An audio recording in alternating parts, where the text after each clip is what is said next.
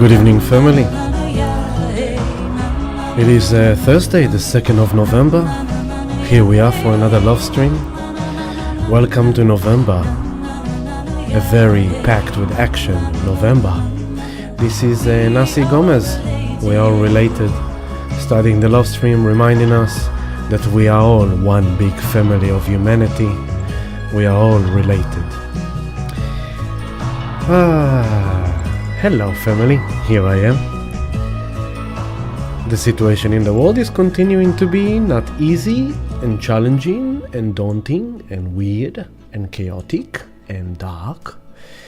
But that's what we're here for, to shed some light, to shed some love into the collective vibration, to bring some conscious awareness into the picture using the astrology, the stars, doing my best to elevate your day and your week and bring in some reasons to smile while being informed about what's going on.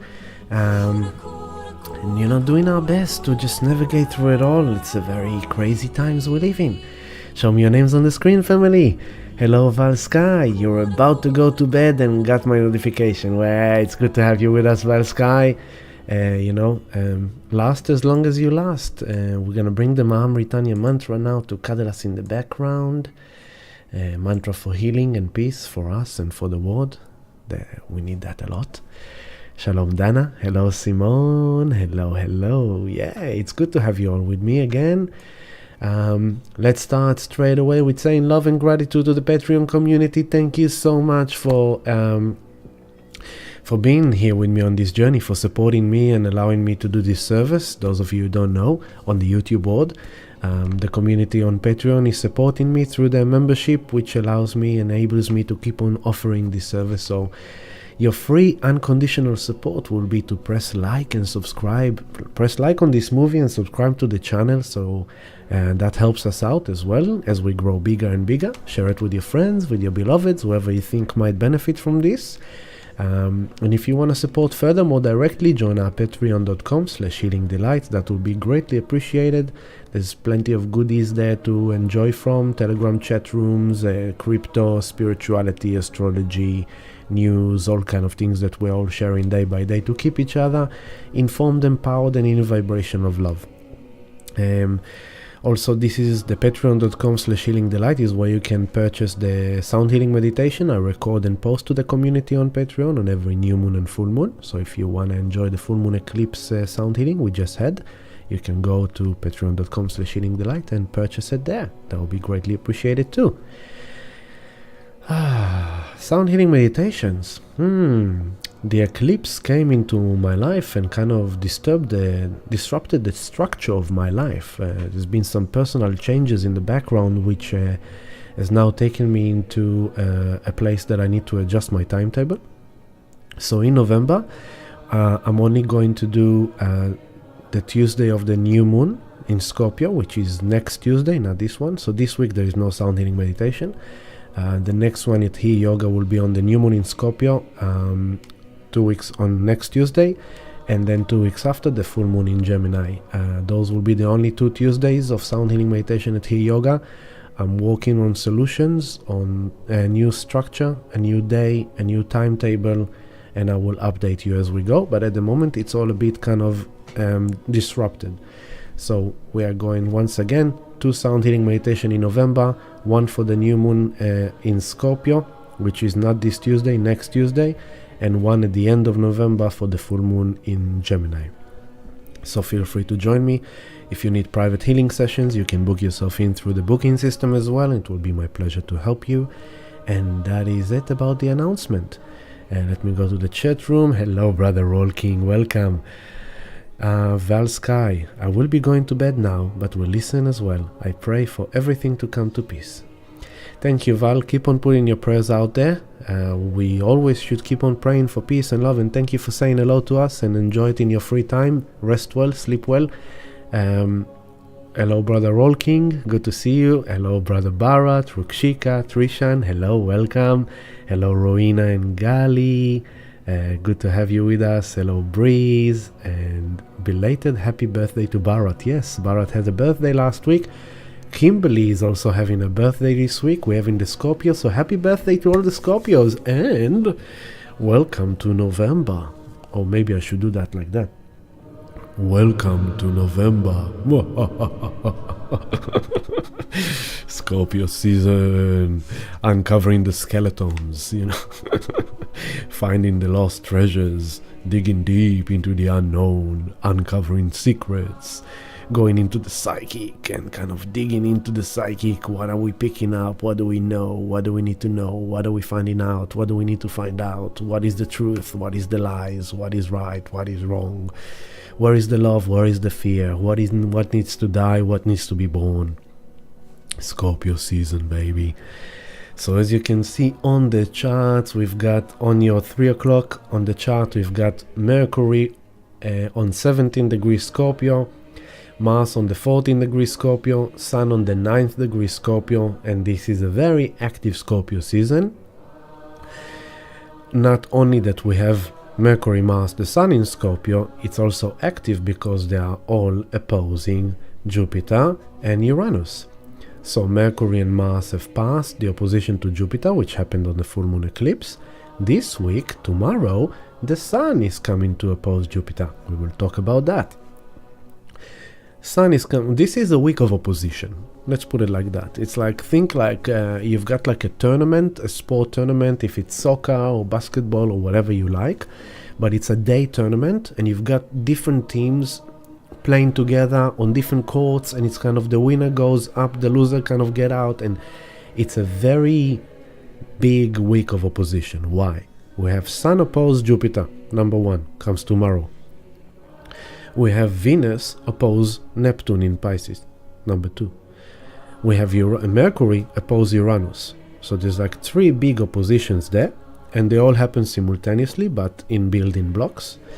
And then on top of that, there are other things. So now that I gave you this kind of insight, now let's look at the chart again. We've covered the Scorpio, Mercury, Mars, Sun. The only thing to say about it right now, I will go more into it later, is that since the full moon eclipse, where Mercury was conjunct Mars in opposition to Jupiter, they are now breaking apart. And who is leading the pack? Mercury. Until now we had many months of Mars leading the energy. Mars was riding it ahead of everyone. Now Mercury is leading the energy. So that also an interesting flavor to the astrology. Chat room is buzzing. Shalom Ima, hello, good to feel you on the chat room, and sending love from Israel, awesome. Christina, hello, and Simone, hello. Oh, Simone is giving you blessings, mom.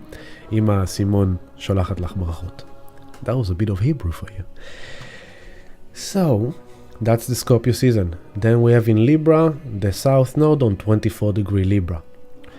Down here, at your 5 o'clock, Venus on 23 degrees of Virgo. Over here on your 7 o'clock, sorry, that was 5 o'clock. This is 7 o'clock. The moon is right now in Cancer on the 6th degree. And on your 9 o'clock, Uranus 21:31 Taurus. Jupiter 10:37 Taurus.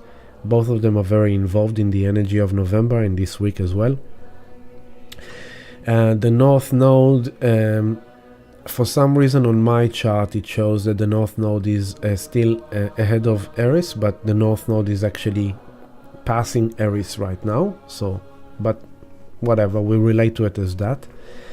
Chiron 16 degree Aries, and Neptune 25 degrees Pisces, and Saturn, who is a big star of this week, is on 00 Pisces. Why is Saturn a big star? Because in 2 days from now, on Saturday, Saturn goes direct. Now Saturn goes direct. So at the moment we are feeling it quite kind of intense, but in the kind of midterm you can see it as like, oh wow, Saturn goes direct. So after Saturn goes direct on Saturday, we're only gonna have Neptune, Uranus and Jupiter retrograde. Only 3. Remember that a few months ago we had 7. Quite intense. September was intense. Here we are in November and we are down to 3. And in a month from now, Neptune will go direct, and then in 2 months from now, Jupiter will go direct. So that's gonna help us out a bit, but because Saturn is stationed in direct, that's actually a bit challenging this week. We will talk about that too. So quite a lot to talk about, as you can see. Another reason to celebrate, or maybe celebrate is not the best way, but it's still kind of a celebration. Pluto has moved to the 28th degree of Capricorn here on your 12 o'clock-ish. Pluto moved finally out of the 27th degree of Capricorn, which is the USA Pluto return degree. For the next 248 years, we will not see. Pluto is done with the 27th degree. That's it.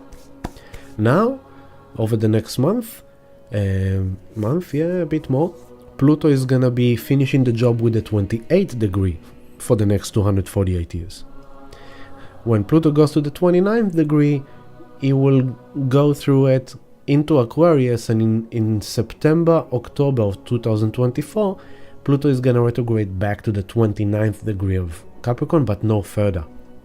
So this is the last time of our life, now, the coming time now, that Pluto is on the 28th degree of Capricorn. That's it. We will not experience that again in our life after we pass through this phase, but we're gonna feel it. It's intense. So that's the chart. Chat room. Okay, cool. Awesome. I need a sip. Just a sec.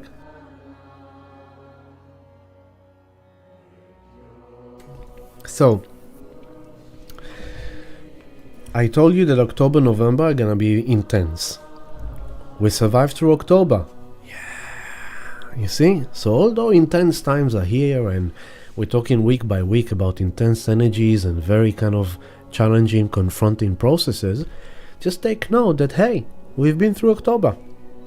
So we can face the challenging times, we can face the intense times and get through them and look back and say, wow, I see how intense that was, I see how challenging that was, but here I am in November. I did it. I survived another October. Now comes November, and it's intense. It's very intense. On top of the fact that it's Scorpio season, which is intense by itself, we're having like Mercury, the mind, intellect, but also the expression and the communication, information. In Scorpio, it's intense. In Scorpio, Mercury in Scorpio, there's good things to it and there's bad things to it, like always. Good things to it. Mercury in Scorpio likes to dig deep.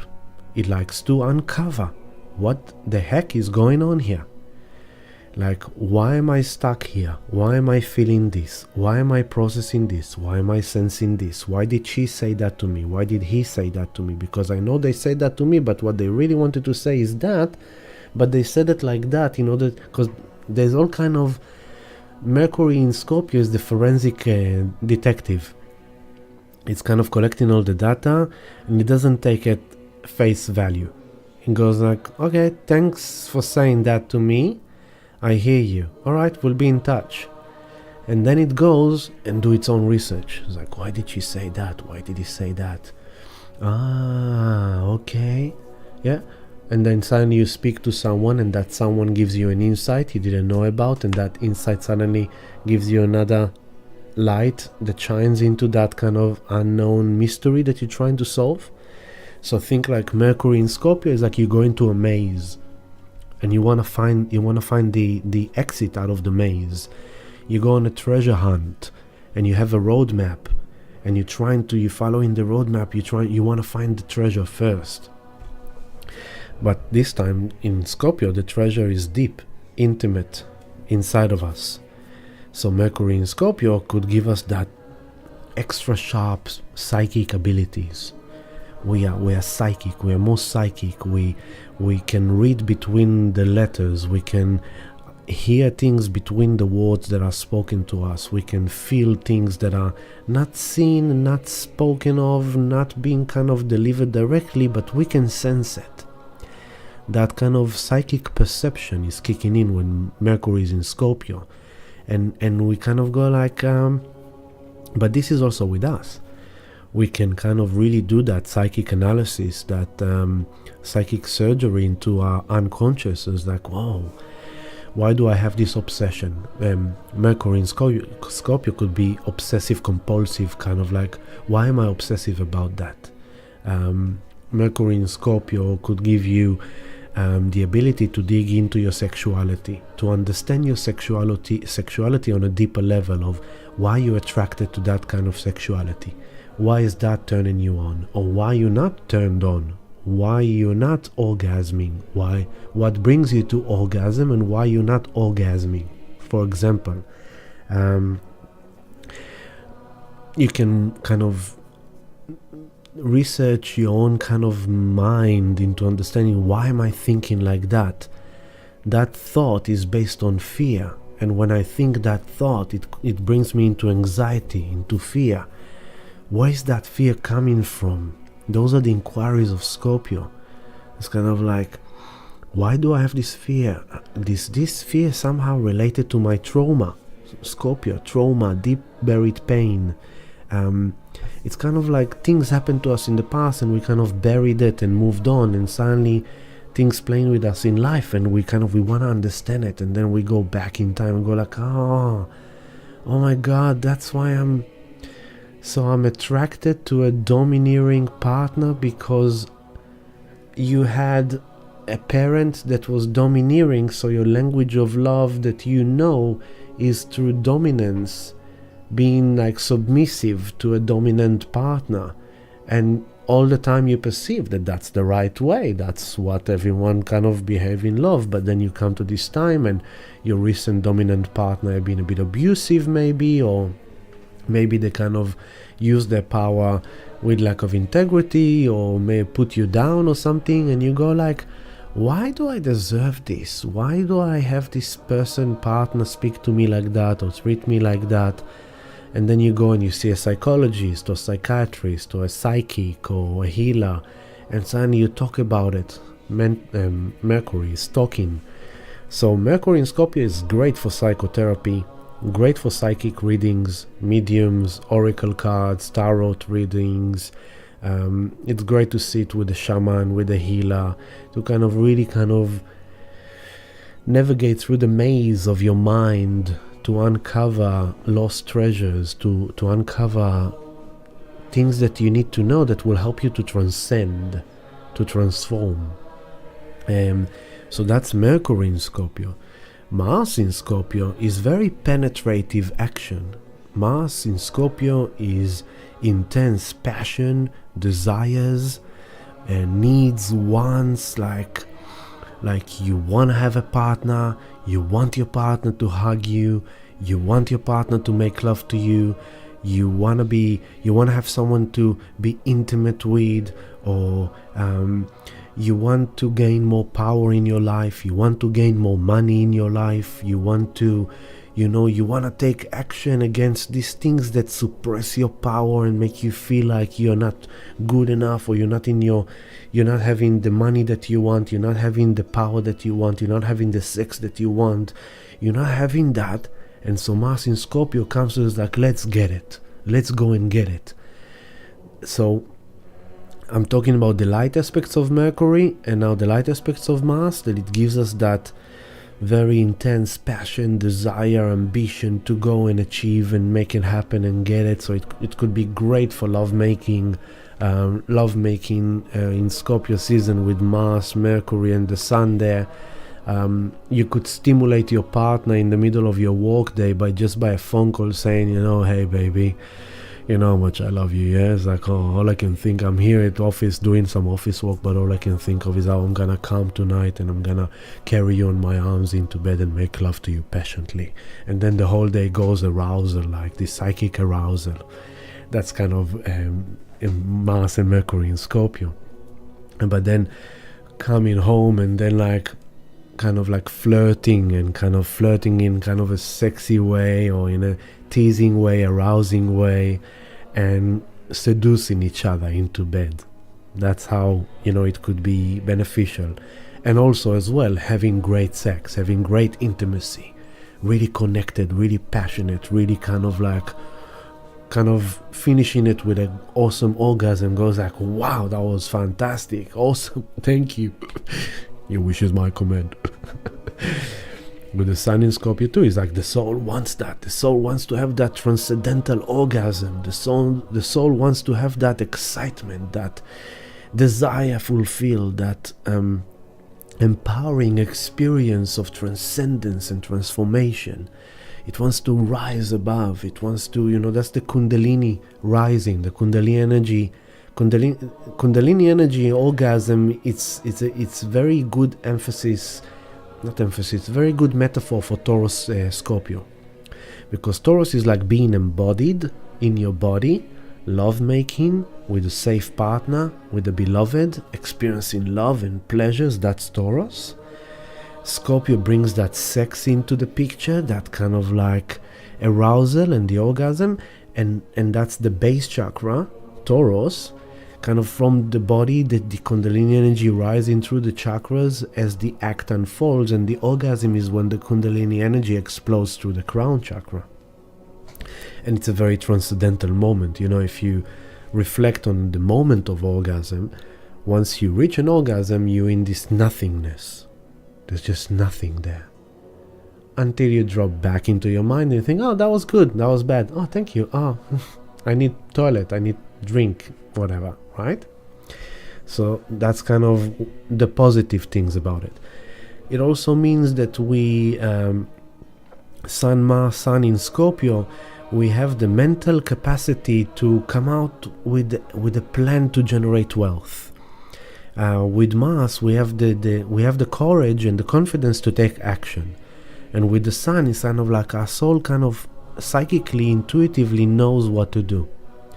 So, here we are. Crypto market is blasting. We have altcoin season. Bitcoin is going higher. So anyone who's been hodling, anyone who's been buying the dips into the fears over the last few weeks, months, is kind of like smiling in kind of satisfaction. It's like, I saw what's coming. I knew that good things will come. I had the courage to take action. I invested some money into it, and I'm seeing profits, money-wise. It could be that you are a salesman, and suddenly Scorpio here, Scorpio season, Mercury, Mars, Sun, and you are like nailing it. You are selling like a king or a queen. You can persuade people to buy what you want to sell. You can kind of, how to play with the energy and with your clients and with the people in front of you in order to bring them into the place that you want to bring them in order to get the deal signed. So that's kind of about that too. The light aspect again is also you are capable. Let's say you are single, you don't have a partner, you're not in a relationship, you don't have intimacy. Maybe your job also is kind of not in the best place, and here you are in Scorpio season, Mercury, Mars, Sun, and you go like, okay, so what am I feeling about intimacy now? What am I feeling about relationships now? What am I feeling about loving myself now? How can I love myself more intensely? How can I love myself with more passion, with more power? How can I empower myself? So when I will be ready to go into a relationship, I will be in a different place. I will transcend those abuses from the past, those heartbreaks, those pains, those sufferings, kind of let them die and move out of my field and come back into my power, come back into my sexuality, come back into making money, working, slowly building my wealth again. That's just to touch base with all the singles out there thinking like, oh, he's talking about intimacy and I've got no one. If you're single and you've got no one, you've got yourself, baby. Yeah, and you know what that means. Hello, Harry. Welcome, Harry. Good to have you. And Michelle. Oh, thank you, Michelle. Michelle is saying thank you. Michelle had a birthday on Tuesday. And Michelle brought a group of what was that? Nearly 40 people of her friends. She's so lucky, blessed. She has like 40 people who love her all around her. And we had a special sound healing meditation for her on Tuesday night. And it was truly amazing. It was really, really beautiful. So happy birthday once again, Michelle. I enjoyed it a lot. And hello, Anna. And hello, Carrie. Good to have you. And Harry, if you're still with us, Harry, is like the talk that I just did was for a bit more kind of adult, so I'm sorry if it was a bit above you. just disregard it and, focus on the teenager stuff. So that's about the Scorpio energy. Now let's talk about the shadow aspects. We just mentioned all the goodies, right? But you can flip-flop them as well. So Mercury in Scorpio, the shadow aspects. If you're not checked into yourself, if you're not in your integrity, if you're not kind of using the energy correctly, then this energy, you may corrupt it. You may corrupt the energy by doing the Scorpio. Manipulative, lying, deceiving, cheating, kind of like, when nobody is watching, doing the wrong thing. Or let's say you are that salesperson, you're using that energy to gain your sale, but you are lying to your customer, you are manipulating the customer. Maybe your customer is a bit naive or innocent or kind of oblivious, and you kind of making them buy something that you know that they don't really need, but you care about making that sale. Mercury in Scorpio, you meet a person in the coffee place, you can see that they are married, but you still kind of go on and flirt with them. You might be married as well, and you still flirt with them. When nobody's looking, you go into the toilet and you start looking at Instagram on different kind of other people, although you have a partner, you have a family or whatever, so you're doing your thing behind closed doors, snooping on other people on Instagram, or going on kind of like all kind of sites for datings and things like that, even though you don't really need to date. Exploring the Tinder world while being engaged in a relationship, for example, that could be the Mars Mercury in Scorpio, taking actions that are corrupted in nature, corrupted sexuality, corrupted money hungry, corrupted power hungry. So it could be vicious, it could be intense, it could be overpowering, it could be corrupted, it could be lacking of integrity, and that's what we all need to pay attention to, not to go there, to use power wisely. But if you find yourself processing thoughts that you kind of entertaining that in your thoughts, then don't judge yourself, but realize that this is what Spirit is showing you, your creepy crawler. Spirit is showing you your shadows. And so you're kind of like, oh, look at your shadows. Hey, look at you, mister. Look at you, miss. Did you realize that you were thinking that? Is that right? It's not right. But why are you thinking like that? Why am I thinking like that? Oh my God, that's uncomfortable. That's not fun. Sitting with something that I'm thinking that I know that is not right. Or processing something that I really want to do, but I know that it's not right. And if I sit with that in a non-judgmental place, I could gain insights and understanding of the pain and the wounding and the trauma that is behind in the subconscious, in the unconscious, that makes me think like that or want to do something like that. And ta-da, transcendence, enlightenment, realization. So that's about the Scorpio stuff. Hi, doggy. Doggy is saying hello. It's not my doggy, it's the neighbor's doggy, but he likes to voice himself, in the live stream. He's kind of like, hey, I know he's doing a live stream and I want to bark because I want everyone to hear me.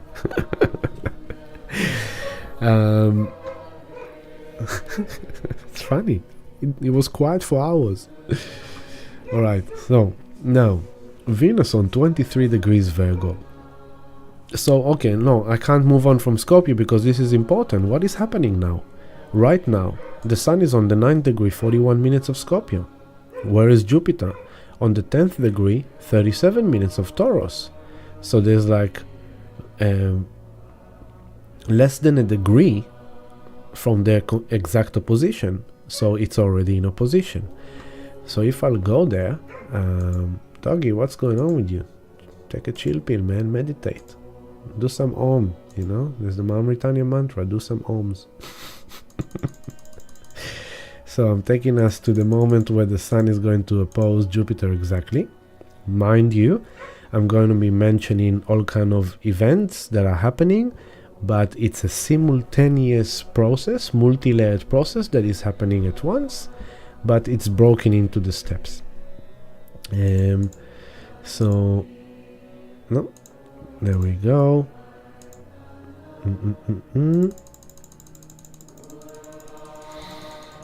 There we go. On Friday, tomorrow, at 3:51 p.m. School pickup time, you know, kids coming back from school, you finish your day of work. But mind you, it's all day long, right? It's not just on 3:51 p.m. It's all day long. It's already from today, all day long tomorrow. Sun, 10 degrees, 30 minutes Scorpio, up here on your 1 o'clock. Opposition to Jupiter, 10 degrees, 30 minutes Taurus. Interesting. So now remember this, Friday, 3:51. Now what I'm going to do, I'm going to go a few months back.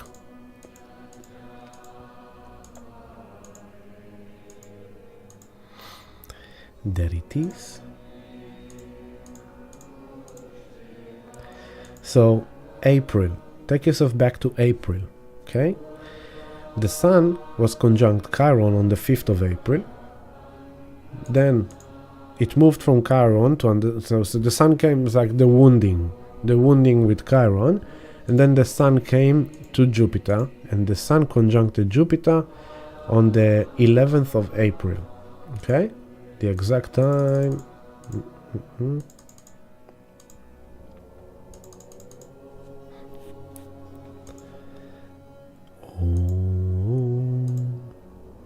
Okay, there we go. Sorry, the 12th of April. Okay, I took it to the right time. 12th of April, 8 o'clock in the morning. So put that note for yourself. Remember last week I told you about the date that Mars was conjunct Jupiter. That was in May. Okay? Now I'm showing you the day that the Sun conjunct Jupiter. Why? Because the conjunction is the seed planted. The cycle has begun. Between those two planets, they played an harmonic. Then comes the opposition, and it's half a cycle. From when the time they have met, it's now half a cycle. It's the opposition. So it's like the full moon. The energy, the intention that was planted back then is coming to a fruition, to a culmination. It's coming to an expression. I have to, for some reason my bladder is calling me, so I'm gonna leave you for a moment with another song I've prepared for today, and I'll come back to you in a moment. Thank you, Ma'am Ritanya Mantra. I'll come back to you, Ma'am Ritanya Mantra. So this is Groundation with the song Weak Heart. I'll be back in a sec.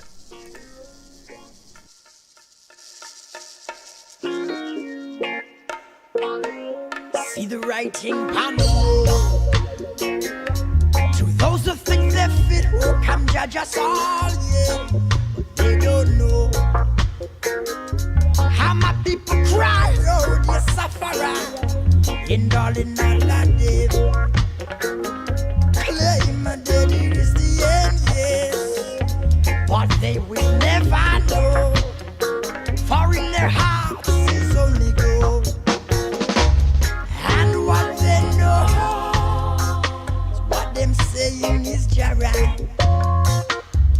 While all along they shield themselves off from the light, but hand in hand we await the rising sun. We free people will unite and crown the champ them down. It takes a weak heart to judge one another. Rastafari. It takes a weak heart to judge those who suffer. Groundation, weak heart. It takes a weak heart to judge one another. It takes a weak heart to judge those who suffer. And this is actually quite symbolic for right now, the topic we are talking about right now. Because why? Because we're talking Sun-Jupiter. And so the conjunction of Sun-Jupiter in Aries, on the 21 degree of Aries, was on the 12th of April. The Sun in Aries, shining bright. I am the I am that I am. Who do I want to be? What's my direction? And it's conjunct Jupiter. Big, expensive vision. And this was when Pluto, pay attention, 12 o'clock, Pluto was in Aquarius moving forward. So Pluto comes into Aquarius, Saturn came into Pisces, the energy tone shifted from Capricorn, from Pluto Capricorn, Saturn Aquarius. The energy shifted in March, April into this Pluto in Aquarius and Saturn in Pisces. And then the Sun came together with Jupiter, and it's kind of like Pluto in Aquarius. It's about the future. How are we transforming into the future? Saturn in Pisces, the dream, right? A new structure of a new dream. And then comes the Sun with Jupiter together in Aries, and it's like a big, expensive new vision for self. Where do I want to grow and expand further next? Where am I? What kind of adventure I want to go on to? What kind of a journey I'm initiating here? Where am I going? Pluto in Aquarius, 20 years. Where do I want to be 20 years from now? Saturn in Pisces, what is it? How is that vision of my future is in integrity with my spirit? The spiritual manifestation of this life on earth that I want to live as a spirit on earth. Sun and Jupiter in Aries is like me. I've got family, friends, beloveds, environment. Okay, but this is about me. What is the most important to me? What do I want to gain for my future? So, April 2003, this April, I was in the final stages of that family court, saying like, what's more important to me? Most important is my son. I want my son. That's what I want. So it was about that. I'm taking you back to that, right? That was the seed. I hope I kind of managed to kind of trigger some memories for you of what was going on for you beginning middle of April this year. Now, on for tomorrow at 3:51 p.m. Let's go to tomorrow at 3:51 p.m. is the opposition, the culmination, things coming to fruition. Okay, but remember, it's tomorrow 3:51, but it's already now. It's all day today. It's all day tomorrow and Saturday. It's kind of like the build up to the exact moment is the most felt, and then there's the wind down. But it can come in any stage, and it's a process that is already unfolding. So now comes the Sun in Scorpio and exposing to us something we were not aware of. Showing us something that we didn't necessarily recognize or identified or like we couldn't see what we are seeing now. And this is coming as Pluto is back in Capricorn, Saturn is back on the 0 degree Pisces, and Saturn is stationing. So it's very interesting because like Saturn went into the 7th degree of Pisces, and there's like, whoa, just a second, I need to check that everything is integrity. So let's kind of like allow things to kind of surrender, let go. You're going to feel a bit kind of lost, a bit of confusion. You might feel that you're lacking of your discipline. You might feel lazy. You might feel kind of out of it. You might feel kind of, it's very challenging for you to remain responsible, to be mature, to do your due diligence. Usually you're better at it. But in the last 6 months, for all of us, having discipline, having clarity, having the energy to get out of laziness or fogginess or confusion or understanding of what the heck is going on, that's been the challenge of Saturn retrograde in Pisces. And so Saturn is now stationing on the 0 degree Pisces. That's it. Saturn is standing still. And Saturn is control, discipline, authorities, law and order. It's like forces beyond our control. That's why it's the law and order. It's the system. It's the government. It's the banking. It's your electricity provider, your water provider, the owner of your property, or maybe you are the owner, but then there's the bank and the mortgage. It's kind of those bigger powers that are above you in the ladder, that tells you what you need to do, how you need to do it, and you have to suck it up and do it. It's the principal of school. It's the teacher in your classroom. It's the police officer on the road. It's that authority. And with Saturn, let's say, I just came back before the love stream. I had a futsal game of my son, an indoor soccer, and kids were just pushing him and pushing him. He's one of the best players on the field. But the other team, they didn't like how good he was. They kept pushing him and pushing him and pushing. They pushed him to the edge, to the point that he became so aggressive that he couldn't hold himself and reacted and pushed back. And what happened? He got a red card. So he got upset and came out, and this is symbolic for this energy. And the referee, which was a bit of a douchebag, he didn't see what they were doing to him, but he saw what he did to them and immediately took a red card and kicked him out. And so, although you don't like what the referee is doing, you still have to obey the referee call because he's the authority. Okay, so that's what Saturn is, kind of a thing. Although you're feeling lazy, foggy, you're not in your best, your discipline is a bit weak, you still need to pay rent. So you still have to get your ass out of bed, brush your teeth, wash your face, and get to work. It's kind of, if life is sucks, suck it up and move on. That's Saturn. It's cold-hearted, like, get going. But I'm tired, get going. But I don't feel like walking. You have to go to work, get going. That's Saturn. So when Saturn is stationing, just like we had with Pluto a month ago, the energy of the planet that is stationing is becoming more intense, more felt. Now, through all those archetypes, Saturn is teaching us patience, maturity. Grow up, be responsible. Don't tell the referee that he's a dickhead. Just let the referee be a dickhead and then come to him at the end of the game like I did, shook his hand and told him what I think he did wrong, what are the things that he didn't see, and how I think he should have done in that case. With respect, with maturity. Although I really didn't like him and didn't like what he did, I'm not gonna do that. I'm just gonna be responsible, mature, and communicate that with authority and with righteousness. And in that way, it ended up with mutual understanding, a handshake, thank you very much, bye-bye. Simple as that. So now that Saturn is stationing, please keep in mind, everyone, and the exact moment he is going direct is on Saturday. We'll get there. We need to have extra patience at the moment, especially if you're having held back, setbacks, blocks, obstacles, things don't go exactly your way. Have patience. Saturn is stationing direct in Pisces, which means that whatever doesn't go your way, it goes the divine way. So just patience, follow the plan, follow the divine plan, Stan.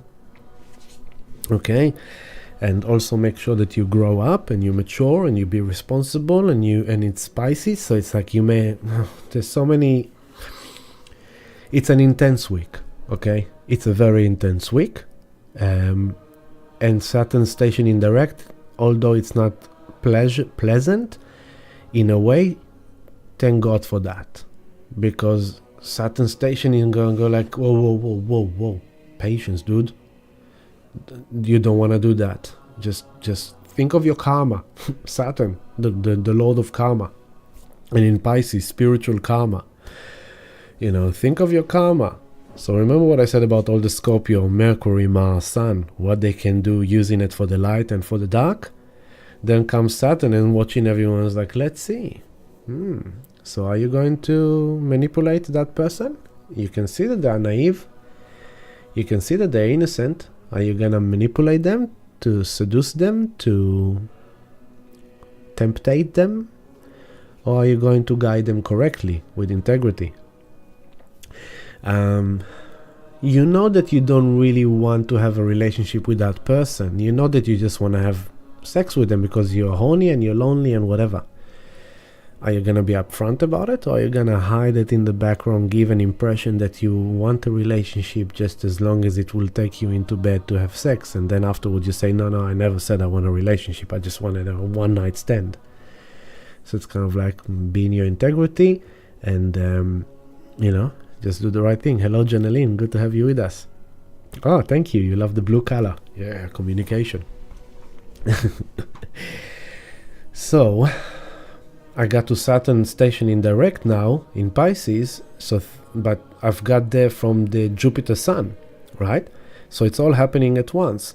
as the Sun opposed Jupiter, Saturn stationed in direct, Venus opposed Neptune, and Mercury opposed Uranus.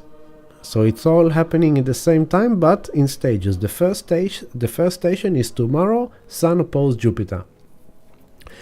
The big vision, idea, quest that we have initiated in April, it's coming now to this fruition of like, okay, are we getting some rewards? How far did we get since then? How far down the path of our vision, of our kind of idea? Jupiter is ideas, beliefs. So we might have created a new belief around April, a new idea around April, and it's like now it's this checkpoint. It's like, is it in integrity? Is it good for you? And like, where are you with it now? But, as we said last week on the full moon eclipse, Mercury-Mars opposition to Jupiter, this is continuing the journey of the eclipse. Also remember that we're all still integrating the eclipse season, which brings permanent changes. That's what eclipses are about. Just permanent changes kicks into your life, and there's a new kind of equation to play with.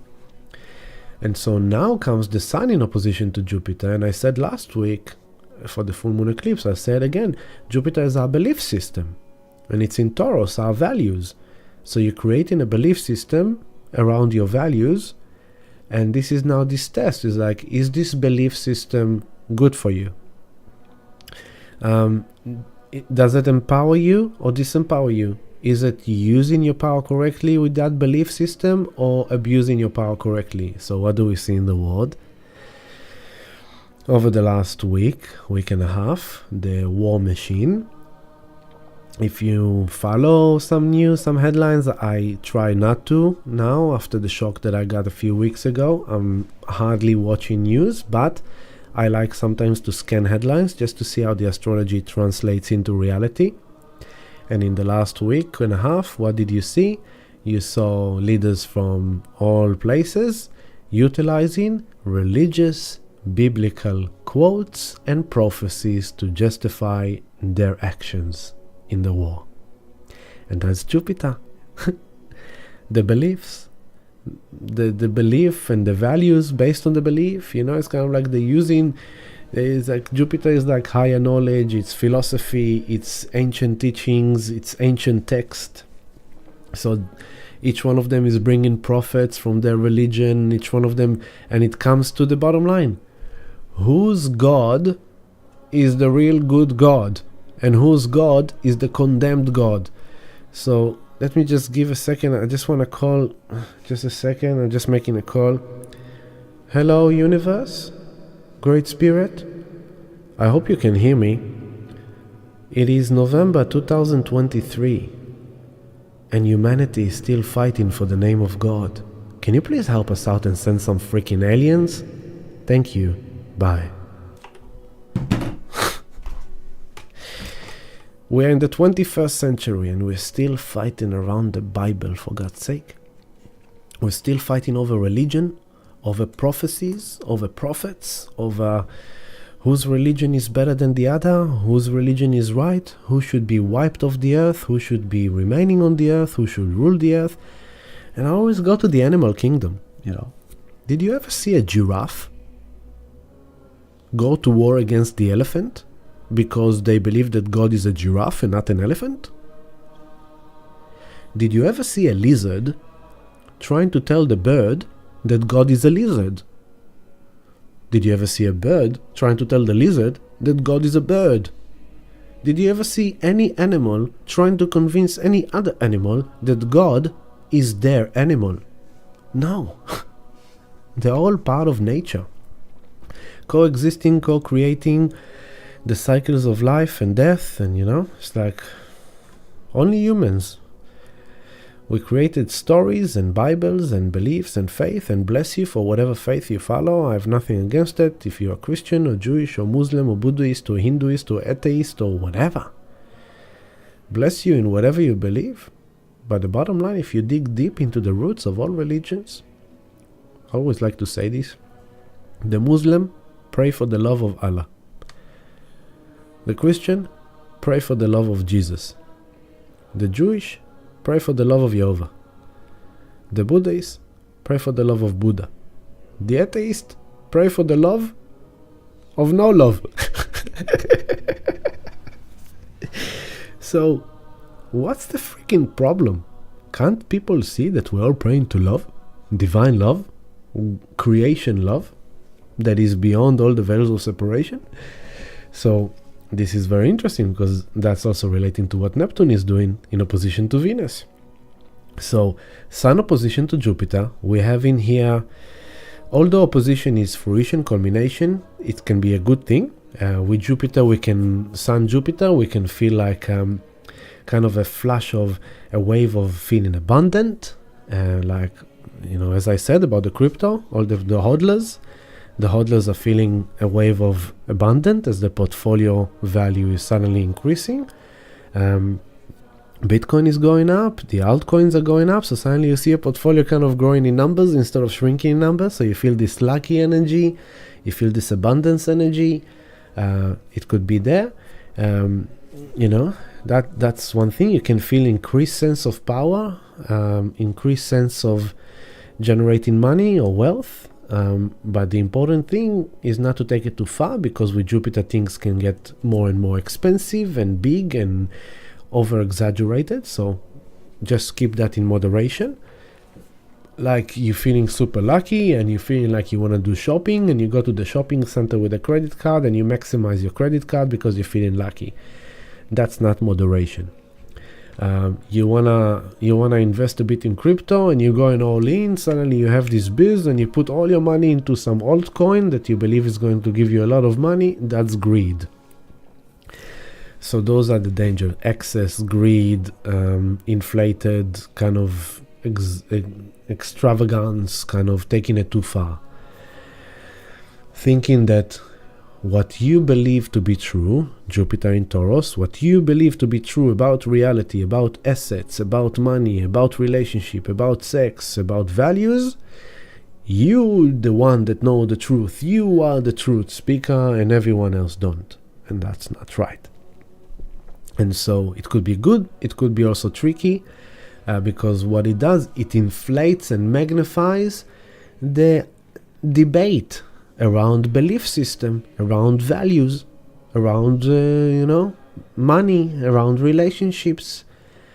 So that side, they say that they are the victims and they should be seen like that by the world, and the world should support them and the world should be on their side. That side is saying that the world should be on their side, and pick up a side, pick up a side, pick up a side, pick up a side. And everyone then starting to kind of like go at each other because of their beliefs. That's the problem with this energy, that we are already in eclipse, kind of coming off eclipses and brought the war to a next level. Now comes these oppositions, which is a lot of friction. It's like if you look at the chart and you look from, I'll try to move it a few. This is the exact opposition, 3:51 p.m. tomorrow. But I try to move it a bit back so it's just more aligned in the clock. So look at your 12 o'clock, the Sun, Mars, Mercury, 6 o'clock, Uranus, Jupiter. Opposition. Sun to Jupiter, Mercury to Uranus.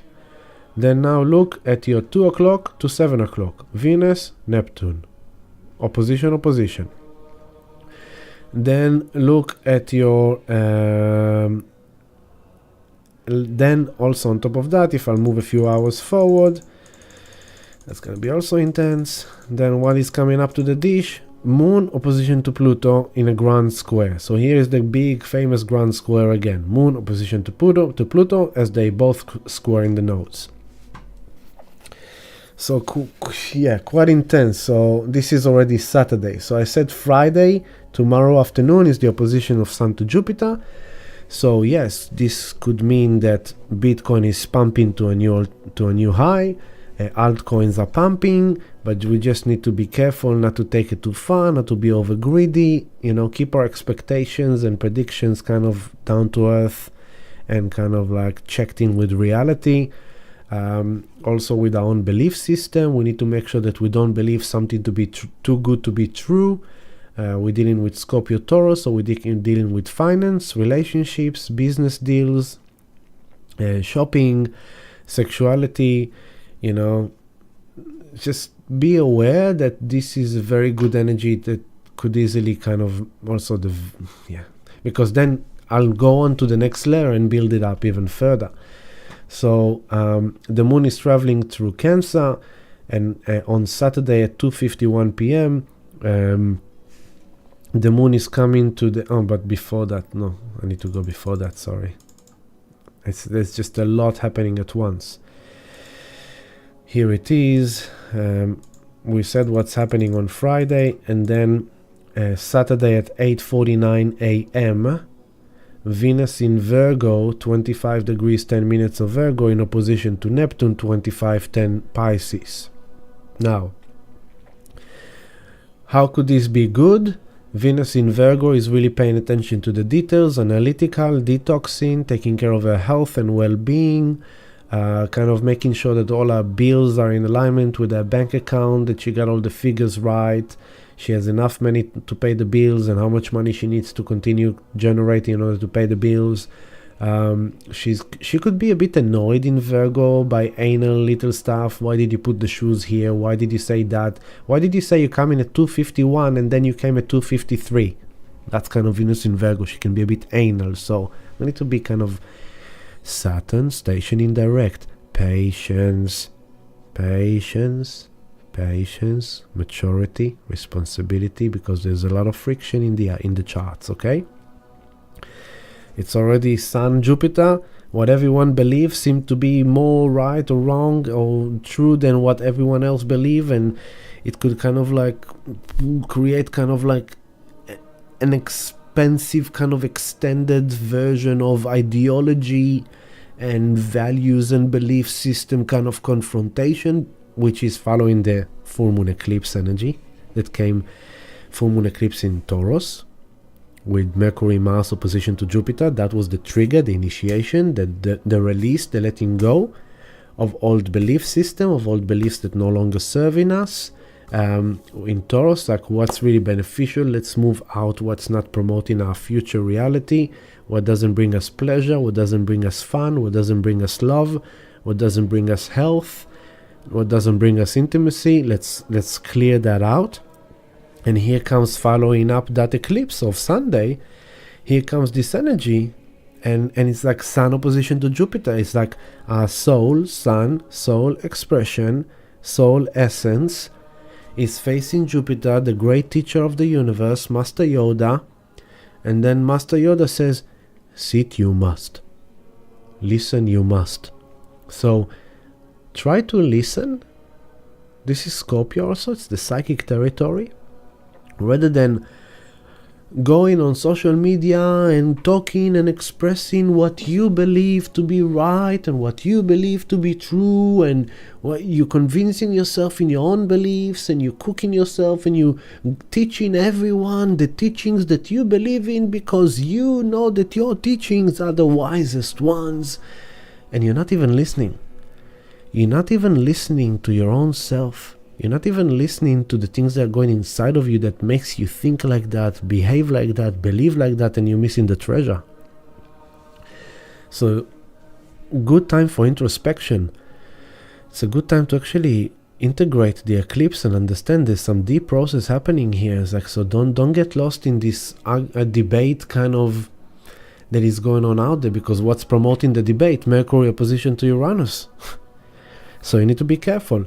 Sun opposition to ego. Sun opposition to Jupiter. Power kind of, everyone wants to feel powerful by expressing their beliefs and their values, which seem to be magnified and expensive. Then Venus opposition to Neptune. What's real and reality, your relationship in the moment, in the present moment, your money in the present moment, your health in the present moment, embodied in Virgo, is in opposition to Neptune retrograde in Pisces. It's kind of like you could light and shadow again. Pisces is the higher octave. This is also a cool aspect. Neptune is the higher octave of love. Venus is the lower octave of love. Venus, earth love. Neptune, divine love. Then you've got Mercury, Uranus. Uranus is the higher octave of the mind, the higher mind, the cosmic mind, beyond time and space. Mercury is the lower octave of the mind, the lower mind, the ego mind. I think, therefore I am. And they're in opposition, so there is this polarity here playing out in many different aspects. Polarity 1, Sun in Scorpio, Jupiter in Taurus.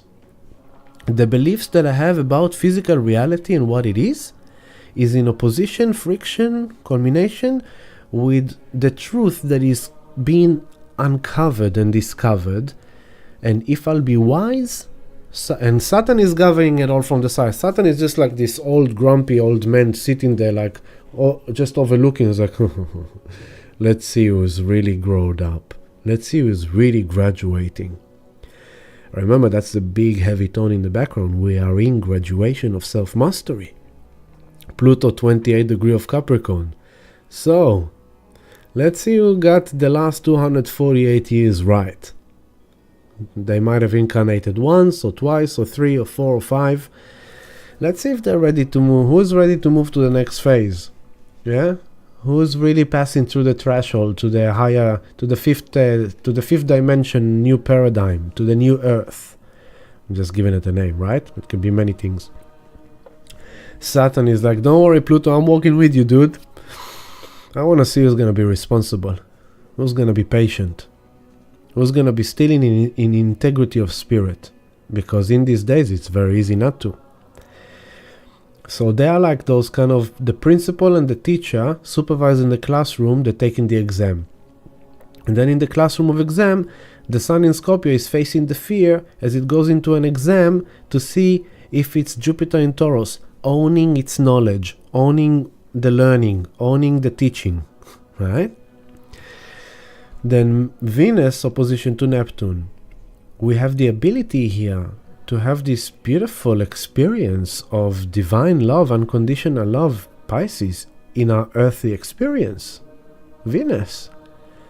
So the light side of this, Scorpio, Sun, Mercury, Mars, opposition to Jupiter, Uranus in Taurus.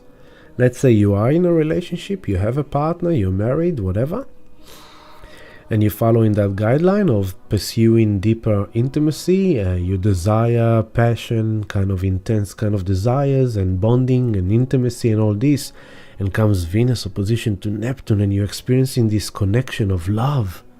Suddenly this kind of essence of divine love kicks into your relationship, and you're capable of connecting again on this level of like connecting with that dream. Neptune in Pisces, that dream of love. But the shadow is to be careful not to be deceived, not to be convinced. You know, it could be lies, it could be manipulation, it could be kind of, you know, that businessman that shows you that they know what's really, you should buy this property is a real bargain. This is a classic example. Jupiter in Taurus. I see all the real estate industry. They know that the real estate is crashing. They know that there's more to crash for the real estate, but they are selling real estate as if it's not tomorrow and it's gonna go up, and you're stupid if you're not buying in. So the girl's like, oh, you should really buy this property. It's a great time in the market. The prices have went down 5% or 10%, and it's like perfect. Buy the dip, buy that property. In 2024, you easily gonna make like 100k or 200k profit over this property. And they selling you this Jupiter in Taurus, big.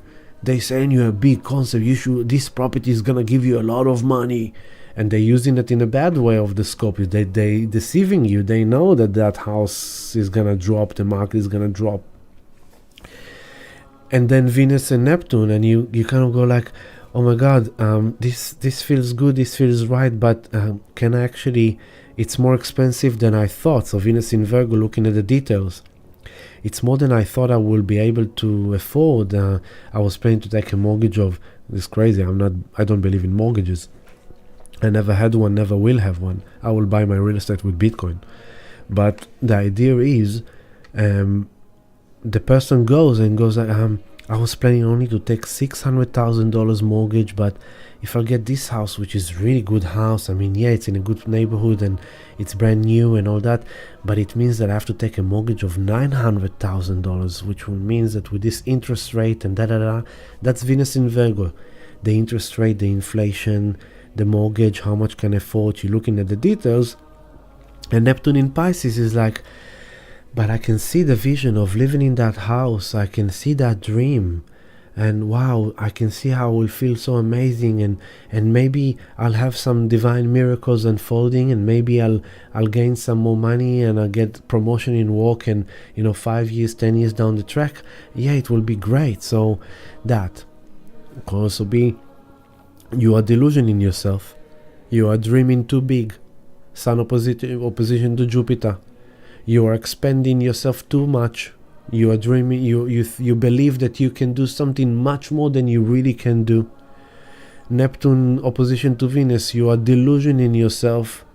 You are not, kind of like, it's beautiful to dream and to have a vision and to expect miracles and to believe in spirit ways, but it's also important to be grounded and kind of check into your bank account before you go and maximize your credit card. That's Venus kind of opposition to Neptune. So it all oppositions play kind of in different ways, right? Overall, opposition can be a positive thing, a culmination, a fruition, but we also need to be careful of the friction that is the opposition. It's like Collingwood, Richmond, right? Or let's take the final of the footy that just happened, right? We had Collingwood against, who was that? Adelaide? I don't remember already. And it's kind of like, they are both opposing sides. We have hello from Chinese being. Hello, Chinese being. And hola, Hector. Hola, hermano. Closer to Victoria now. See you soon. Hector, I didn't have the chance to contact you this week, but we will talk as soon as you get there. There's lots to discuss. But thank you for your offering. I love you, brother, and happy to know you're safe in Australia. And so, Honeybee Blossom, love hearts, love the love hearts, awesome. And so all these oppositions, they can be good, but they also be tricky because it's a friction of opposition. So the footy finals of Collingwood and Adelaide, I think it was, although it was opposition of two good teams that were playing football, right? But we all enjoyed that opposition because it provided a good game to watch. When you have Argentina against Brazil in soccer, it's two oppositions, but the opposition is presenting a game that you enjoy watching. For example, when you have a debate, when you have, a debate between this person and that person, and they both coming from different sides of the coin, although the debate is a friction because they both challenge each other about what they know and what they believe to be true, you as a viewer or as a participant as well, you enjoy the debate because it enriches you. And that's what it's about. How can we make this opposition enriching? How can we, and these oppositions, remember, they are part of the eclipse energy that is unfolding. So we all initiated a massive release on the full moon eclipse in Taurus. And now this opposition is coming to help us kind of get closer to that point, achieve it. And so now Venus opposition to Neptune, Venus in Virgo is keeping down to earth, embodied consciousness, looking at her love life, her finance, her job, her business, her home, her health. Opposition to Neptune, facing the dream, facing the divine love, facing the spiritual, the miracles, the magic that she is looking for in life. And so, for example, you might have hodled, Theta, for example, let's say, Theta, and you've bought Theta at the deep, and suddenly now Jupiter opposition to the Sun, and Theta is booming, is kind of blasting upwards in price, so you're seeing kind of good fortune and blessing through that.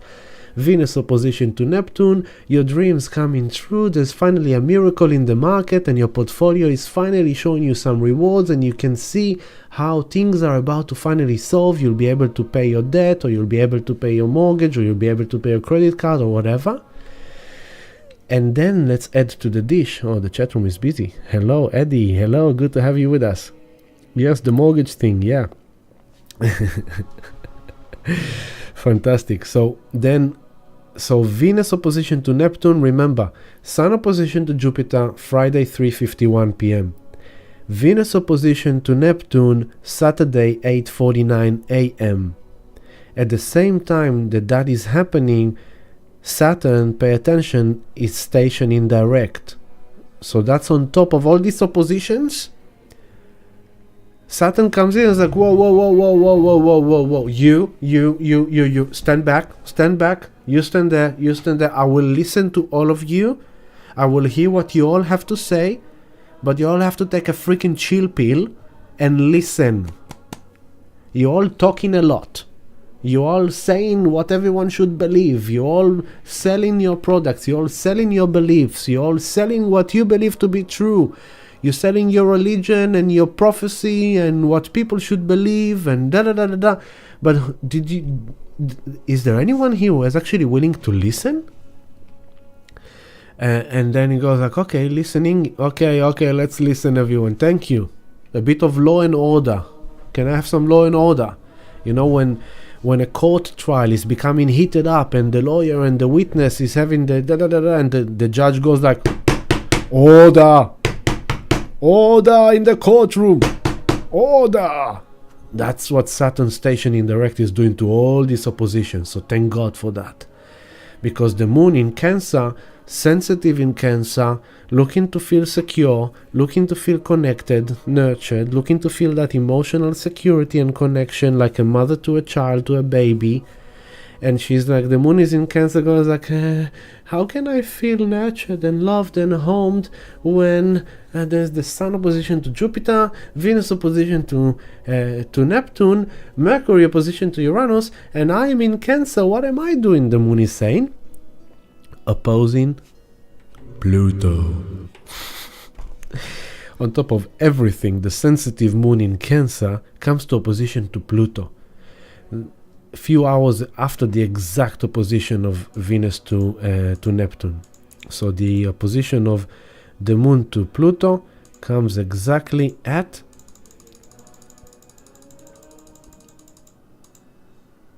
there you go. Oh, yeah, that's beautiful. They both moving together to the second minute. So on Saturday at 2:26 p.m. the moon comes to the 28th degree of Cancer, super sensitive, super emotional, opposition to Pluto, which might mean that she is dealing with powers that she kind of restricting her, controlling her, kind of like feeling maybe power struggles. Pluto is power. So all the dynamic of Sun, Jupiter, and Venus, Neptune, and there is this emotional intensity. Scorpio season, intense emotional processing is going on here. And Venus opposition to Neptune, she kind of like getting so emotional or so lost in her own kind of whatever. And then the moon comes in opposition to Pluto, and it's kind of like you have to control yourself. Pluto is saying like, hey, cool down. Come on, stop crying, take a deep breath, relax. Yes, but he kicked me and he fouled me, so that's why I pushed him. It's like, okay, I understand that you believe that what you did, this is true story from today, right? Mali was they pushed him so much in the soccer match. Honestly, he was dribbling all around them. They got so frustrated that they start trying to get his legs. They were trying to tackle his legs, trying to push him all the time. And it got to a point, Mali being a Scorpio, it got to a point that he couldn't take it anymore. And he was like, you know what, the ref is not doing anything, I'm going to do something. And he pushed that player. And he got a red card. He comes out to the bench and he's crying, he's upset, he's kicking the bench. He's like, grab the referee. And it's like, okay, Mali, breathe, take a breath, calm down. And you can see there's tears, there's emotions, there's kind of a storm, a turmoil of intense emotions. Calm down, take a breath. You need to understand something. You are right. They were pushing you, they were tackling you bad, they are playing dirty. You are right. They deserved it. But you need to learn from this. I did that Saturn direct to him. You need to learn the lesson from this. They managed to trap you. They kept on pushing you to the edge, and then you reacted, and what happened? You got the red card. You got the consequences from the ref. Is it fair? No, it's not fair. Is it right? No, I don't like the ref when what he did as well. But the bottom line is what I need you to learn the lessons from this.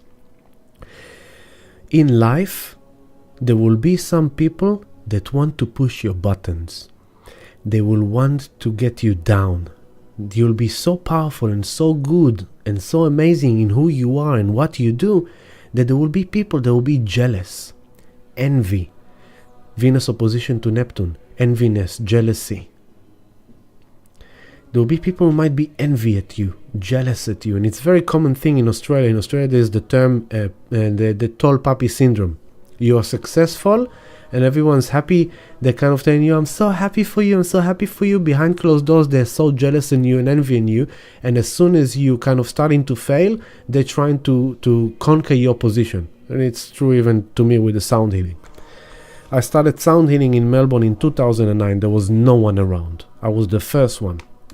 And I was the pioneer that paved the path for sound healing in Melbourne. I was doing day in, day out talking, meditation, sound healing, explaining to people about sound healing, sound therapy, promoting it, with the great vision that one day sound healing will be mainstream. Here we are, 2023, sound healing is mainstream. It's in every yoga place, it's in every, so many people that are now sound healers, sound shamans, masters of sound healing, and, you know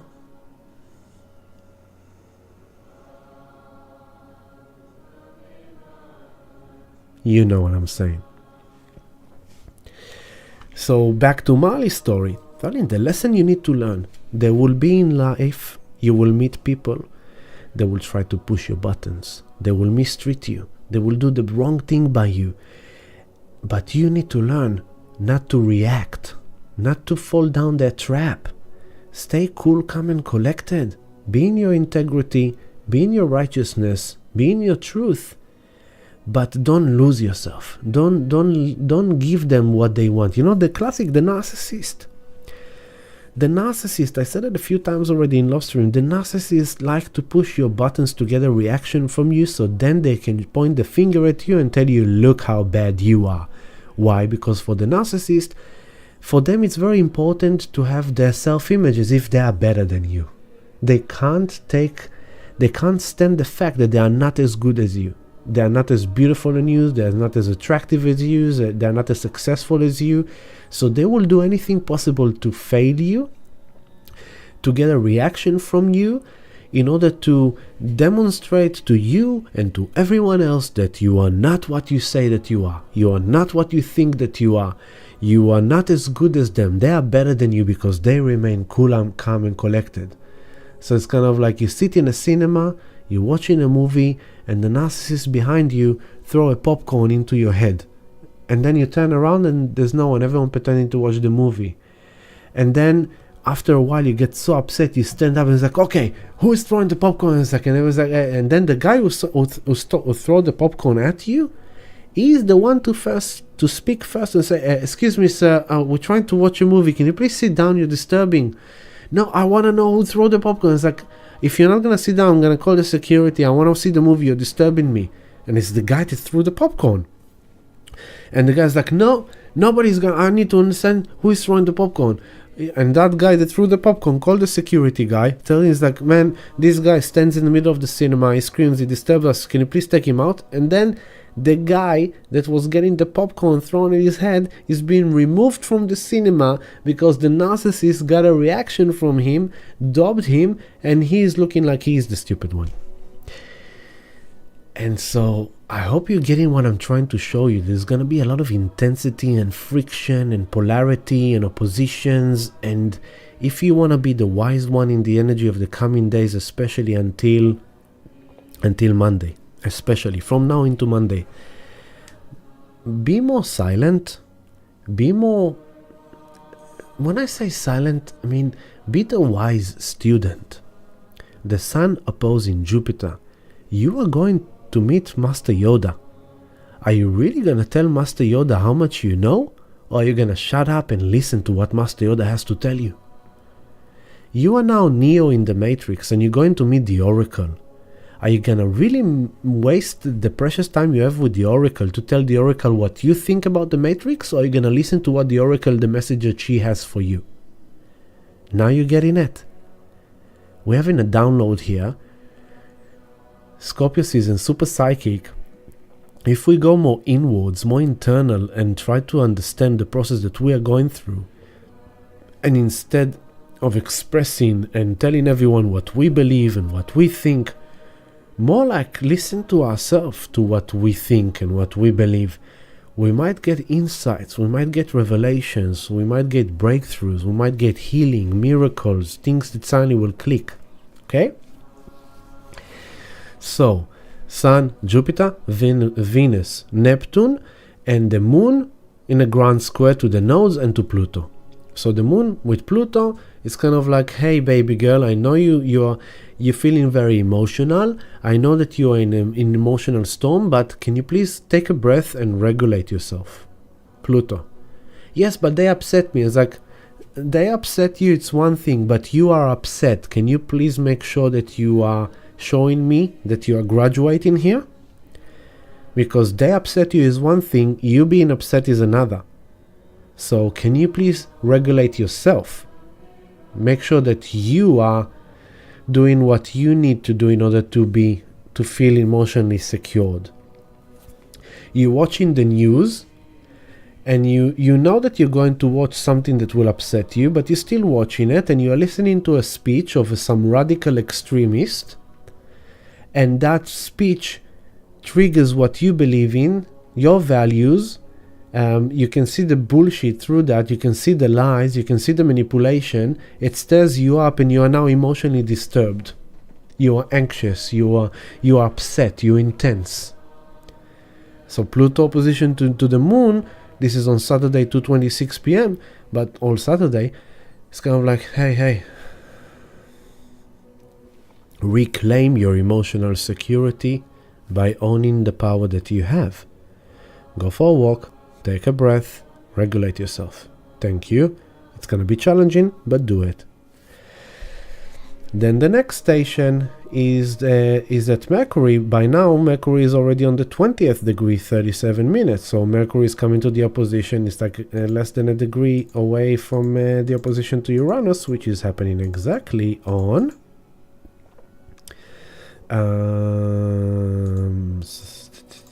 there we go. Oops, too much. Sunday at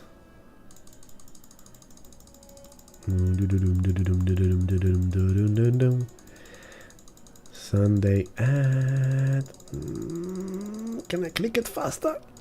I don't think so. There we go.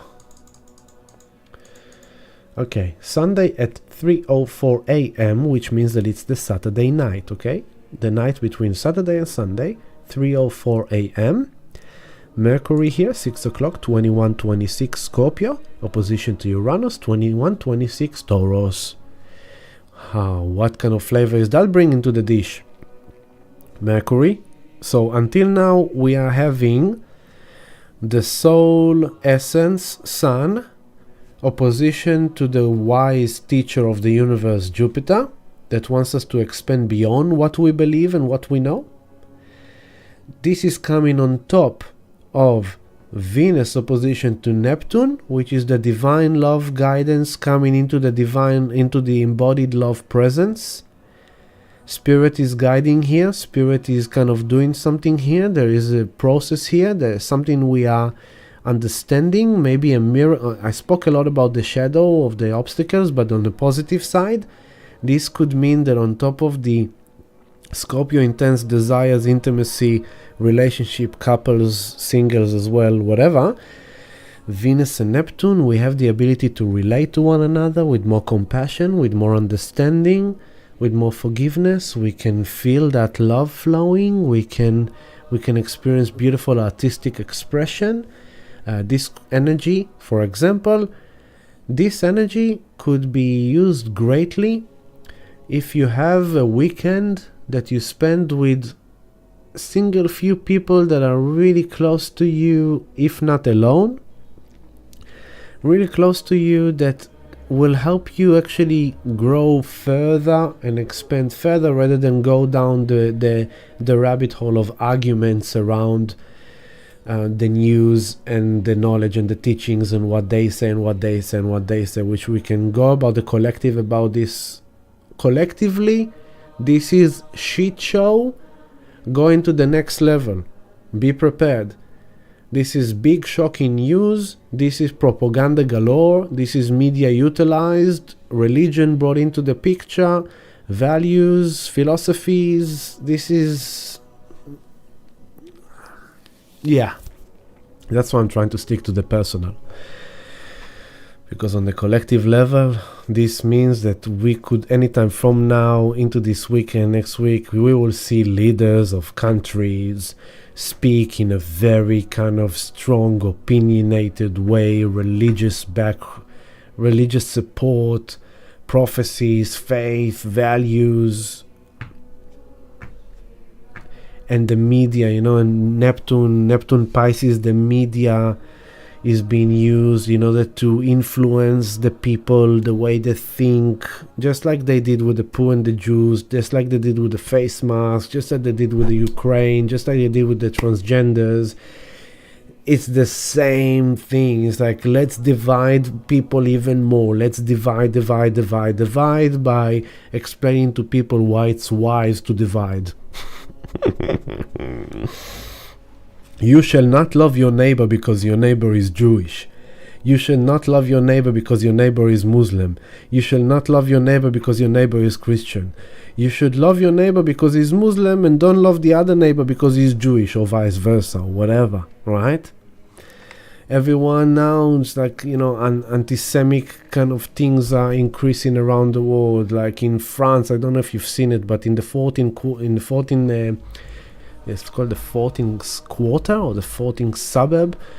There were houses that had like a blue Star of David graffiti marked on them. So it's like someone has marked all the places of Jewish people residence in France, in Paris. That's some serious shit, man.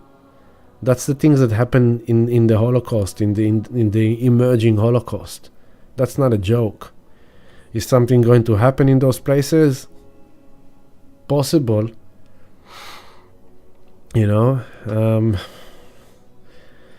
You see massive protests, social media, everyone is going to be very vocal about what they believe, arguments about opinions, and people are just getting lost.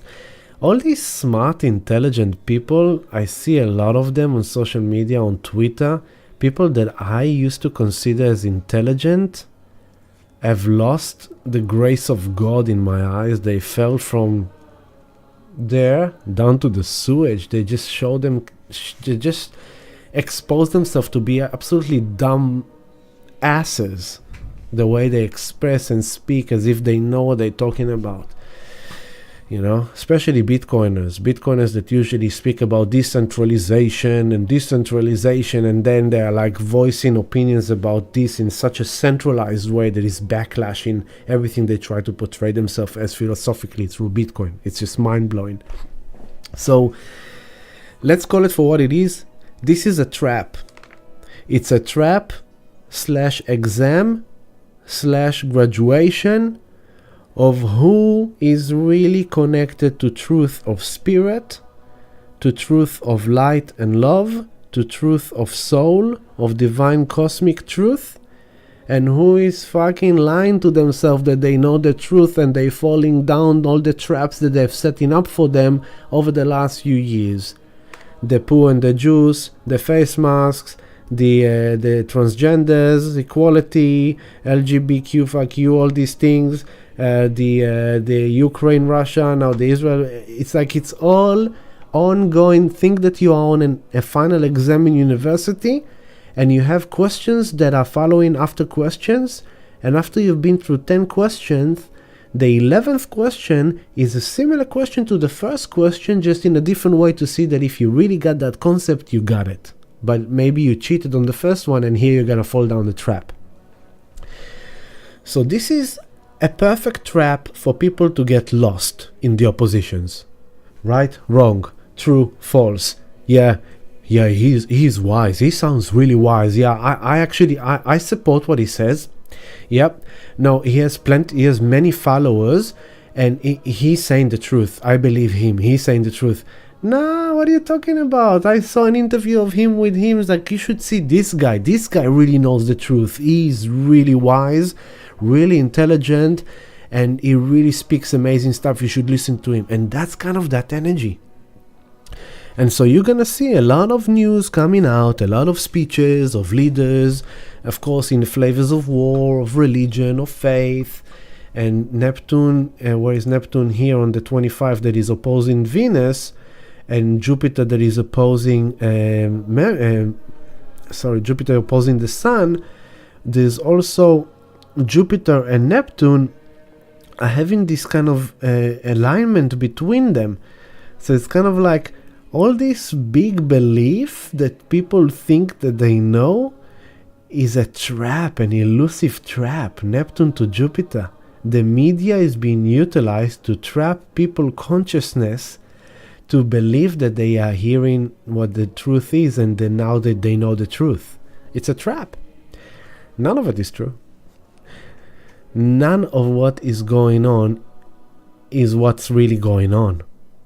All the noise that you see, all the wars and all the events, that's the distraction in the front line from the real things that is happening behind the scenes. And I will say once again something I've been saying for many years with conviction.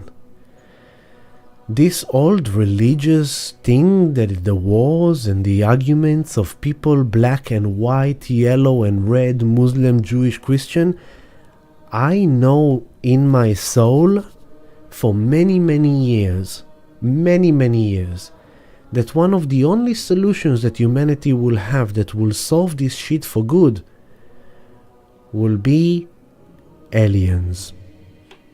As soon as you bring aliens into the picture, an external player that is not from here and it's not like us, how will that make religions look like? How will that make the truth about human origin, where we come from and our history look like? Just entertain your meditative light ships from the Pleiades suddenly appear in our sky. We're talking about mothership, not just a little spaceship. We're talking about motherships. We're talking about massive appearance of spaceships in our sky. Meditate on that this weekend. What will that do to religion? What will that do to how we believe that humanity is what humanity is and where we come from and our origin and our history? Leave alone that let's entertain the process of like, wait a second, so if that happens, then what will it then bring to us? What kind of knowledge, understanding it will bring to us that we don't know about? And so I am absolutely certain that at some point in this dish, and it's increasing, the sightseeing of UFOs, UPAs and all these things, they're increasing. So it's cooking in the background.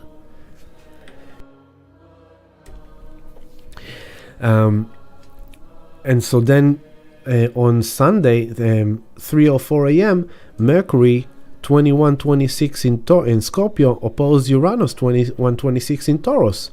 Lower mind, higher mind. On the lights, on the good, positive aspect of this, revelation. Aha, epiphany moment, enlightenment, realizations like, oh my God, something just clicked and I see everything different. Now I understand. So remember, all this in the background, Saturn is stationed in direct, the great teacher. Jupiter, the great teacher of the universe. Saturn, the teacher of karma and time and law and order. So we're having the big players kind of involved here, saying like, hey, listen, little kids, are you listening to the coach? So Mercury, the lower mind, is capable to perceive some higher mind, higher frequencies from beyond time and space, from the future into the here and now. Channeling messages, this is Scorpio, very perceptive of the psychic, of the kind of intuitive beyond the veil.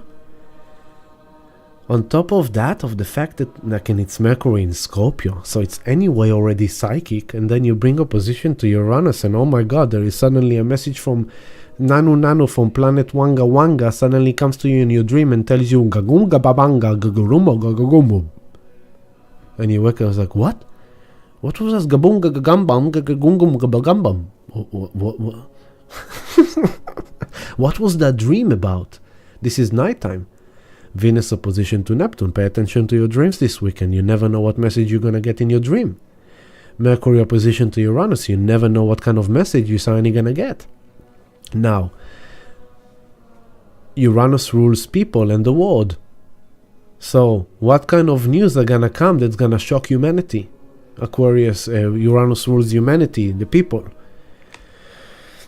And Pluto is on the 28th degree of Capricorn for the last time in our life. Saturn is stationed in direct in Pisces, getting ready to move forward again. The karma is coming back. Karma train is coming back. So the good side about Saturn goes direct, that we're going to start suddenly feeling, the obstacles are starting to move. The blockages, the restrictions, the fogginess, the laziness, it's going to start dissolving, and going to start getting back on top of it. We're going to start getting back into our discipline. We're going to start developing a structure. So eclipse brought changes to the structure of our life, Taurus. So now we're kind of going, okay, so where are we going with this? My life has changed. I'm no longer the same person. My life timetable, my structure of my life has changed. It's true, valid for me. Okay, so where am I taking this from now? Like, what is that future dream? Neptune, Venus. What is my dream? What is spirit guiding me? I'm here in my Venus embodied consciousness, and I'm calling you, spirit. Can you please help me out? Like, where am I supposed to take this? What am I supposed to get from this? What is that vision, that dream? And the opposition minute might be confused, might be foggy, might not be clear, but the quest is there. With the Jupiter to the Sun, it's kind of like, okay, so what am I learning from this? I understand that I'm learning something important here. I trust that there's a big lesson that I'm downloading here. What am I learning from this? How am I growing wiser from this? All this retrograde season, the last 6 months, how did it made me, what did it came to teach me? What have I been learning here? And then comes Mercury to Uranus, is like, how can I figure this out? What is the breakthrough point? How am I breaking free from this? How am I going to liberate myself? How am I going revolutionizing my life? And so on the collective level, this means, shocking news, some really rattling news that Uranus rules trauma and shock, sudden, unexpected. This is volatility. So if we bring the shadow aspect, Mercury, communication, expression, Uranus, other people and the world, be very cautious of your communication. That's why I said, listen more than you speak. Breathe before you speak. Process your action before your reaction. Show Pluto and Saturn that you are using your power with integrity, that you are responsible, that you are mature, that you can have patience, that you can still control yourself even though you feel uncontrolled intensity. Show Pluto and Saturn that you deserve to graduate because you are mastering yourself. How are you going to show them that? Through these oppositions. To the Sun opposition to Jupiter. You know all that you know. You are wise, you are smart, you're amazing, but there is more for you to know. There is much more that you don't know. So humble yourself. You are lucky, you have a lucky swing, you kind of made a bit of money, or you met someone new and you're feeling lucky and attractive and awesome, but don't push it too fast. Stay humble. Just don't don't inflate things beyond. Don't be greedy. Don't be extravagant. Just enjoy your blessings and keep it humble. Mercury with Uranus, Other people may come at you from nowhere and tell you exactly what they think that will happen and should happen, and that you should believe in the same thing like they do. You will have an abrupt, volatile, unexpected reaction, and you might to lash out and tell them what you think about what they said, because you know better. You are more connected to spirit than they are. It's like, remind me that song, I'm more spiritual than you know. It's kind of like, be careful of that. Be aware. This could be mental anxiety. That's the mental axis of Uranus and Mercury. Mental anxiety, you might feel like your mind is running quick, like your mind is processing a lot. You kind of like looking at the news, you're looking at this, and you might be stimulated mentally. This kind of restless stimulation of the mental mind with Venus opposition to Neptune could be kind of confusing. It's like, oh my god, this is doing my head. Am I paranoid? Am I like, is this paranoia? Is this my divine guidance? Is this my intuition? Or is this like, am I delusioning myself? Is he lying? Is he saying the truth? I don't know what's going on. The Sun opposition to Jupiter, I don't know what to believe. I don't know what's right, what's wrong. And Uranus and Mercury is kind of like, oh my god, I have so much information, so much data. I'm having mental anxiety. I'm having all these, and Saturn is stationing direct and goes like obstacles, delays, hiccups. Things don't go exactly as you want them to go, and by now the moon is at the end of Virgo, and the good thing about moon in Virgo, look at that, the moon in Virgo opposition to Neptune in Pisces. Sorry, no, that's Venus. What am I doing? By Sunday, the moon is going into Leo. Now, to top all those oppositions up, moon in Leo, we are talking drama. This is how I'm feeling. Leo, it's like expressive self-expression, creative self-expression. With the moon there, it's emotional drama. Leo loves drama. Leo creates drama in order to be the center of the scene. To be, everyone listen to me, this is how I'm feeling. I'm a victim. No, I'm a victim. No, you attacked us. You're a victim. No, I'm a victim. No, look at me, I'm even more victim. And it's like, you sure I'm feeling like that? So as the moon is coming into Leo, it doesn't have an easy journey in Leo. It's quite intense, because what does it do in Leo? It squares Taurus and it squares Scorpio. So on top of all the oppositions comes the moon to the dish and takes the emotional body through the turmoil of the food process of all this opposition, because the moon comes into Leo, 4th degree, and after it opposes Pluto, by the way. Moon comes into Leo, 4th degree, and then we're gonna move a few hours forward. Here it is. By Sunday afternoon, 3 p.m., the moon is on 10 degree Leo. What is the moon doing? Squaring Jupiter and squaring the Sun. So the Sun opposition to Jupiter is starting to break. It's still there, but it's starting to break. That's by Sunday afternoon. Sun is 12 degrees, Jupiter 10. The moon comes and opposes Jupiter. So everything is magnified. Everything is heightened. Okay? And then a couple of hours later, this is Sunday, by Sunday 7:15 p.m., 7:20 p.m., moon on 12 degree Leo, squaring the Sun, and now we have the third quarter moon. This is the third quarter moon, the checkpoint between the full moon eclipse and the new moon Scorpio, which we're not going to even talk about. What an intense new moon in Scorpio is coming. Wow.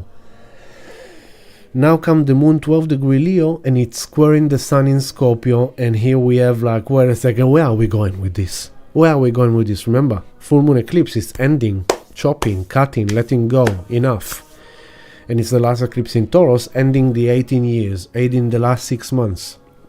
So now all this opposition is going to bring a lot of things up to the surface, and the moon comes to Leo, that royal self, that heartbeat, heart pumping blood into the body, and it's squaring the Sun in Scorpio and the Jupiter in Taurus, as the Sun is doing that, as Venus is doing that with Neptune, as Mercury is doing that with Uranus. I mean, by now, Sun is off the exact opposition to Jupiter. Mercury is off the exact opposition to Uranus. Venus is off the exact opposition to Neptune. So the exact oppositions happening Friday, Saturday into Sunday afternoon, early afternoon. As the oppositions are coming off the exact, but we are still processing them, then the moon comes. And then the moon goes like, wait a second, all that happened, how am I feeling about this? The moon is touching base square in Jupiter, then the moon is square in the Sun. And then the hours are passing, and a few hours later, the moon comes to the 16th degree of Leo, and then now the moon is square in Mars. This is intense. This is drama, moon in Leo expressive, square in Mars, anger, frustration, action in Scorpio. Whoa, dude. Monday 3 or 4 a.m. Sunday night. Argument is not the place to be in. Put it like that. And then hours later, the moon comes into the 21 degree of Leo, and this is on Monday 1 p.m. around 1 p.m. on Monday, and now the moon in Leo is squaring Uranus. So this is bringing again a bit of anxiety, a bit of rattle energy. Sudden things can cause things, you may feel kind of like abrupt things happening from other people. This is public holiday, Monday, Cup Day, the day that they abuse the horses to do the races, and everyone is dressing up like $1 million suits, but then 5 hours later comes out drunk, looking like cheap people from prison or whatever. So this is alcohol flowing. Monday, Cup Day.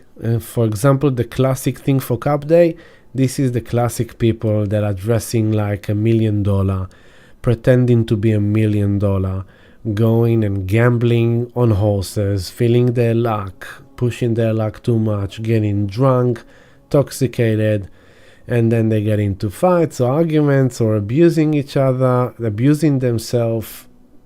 Venus, Virgo, Neptune, Pisces, the excess of toxicity as well, detox. So this could be a great weekend to check into your health and to really see what you've learned about your health. What do you need to change in your health for better future that is more suitable for your spiritual self, for your embodied self? So Monday 1 p.m. moon is squaring Uranus, and a few hours later, by 5 p.m. no, let's say by 6 p.m. 6:20 p.m. around that, the moon is now in Leo squaring Mercury. So you see how all Sunday into Monday, after the exact oppositions are winding off, the moon goes through the emotional process to try to understand what it feels about it, and it's squaring all these Jupiter and Uranus in Taurus, Sun, Mars, Mercury in Scorpio. It's squaring them all, kind of like, how am I feeling about this? What is this making me feel? And once we pass that, Saturn is already direct, hallelujah, Pluto direct, everything direct except Neptune, Jupiter, Uranus, also Chiron and the nodes. What follows the moon process is the good thing, that is, and the goodies are coming afterwards a bit, which is unfolding already all Monday into Tuesday, but it happens exactly at